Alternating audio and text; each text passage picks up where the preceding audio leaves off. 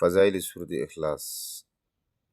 حضرت ابو ہریرہ رضی اللہ تعالیٰ فرماتے ہیں کہ جناب رسول اللہ صلی اللہ علیہ وسلم نے ارشاد مبارک فرمایا ہے، سب جمع ہو جاؤ، میں تمہیں ایک ایک قرآن سناؤں گا۔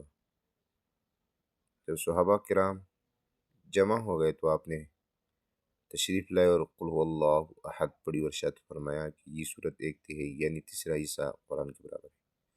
مسلم شریف کی حدیث ہے۔ ایک شخص رسول اللہ صلی اللہ علیہ وسلم کی خدمت میں حاضر ہوا اور عرض کیا کہ مجھے اس صورت سے بڑی محبت ہے۔ آپ نے فرمایا اس کی محبت نے تمہیں جنت میں داخل کر دیا، اور فرمایا کہ جو شخص سونے کا ارادہ سے بستر سے پر لیٹے اور پھر دائیں کروٹ پر لیٹ کر 100 مرتبہ قل هو اللہ احد پڑھ لیا کرے، قیامت کے دن پروردگار عالم فرمائے گا، اے میرے بندے، تو اپنی دائیں جانب کی جنت میں چلا جا۔ ابن کثیر سے روایت ہے۔ سبحان اللہ۔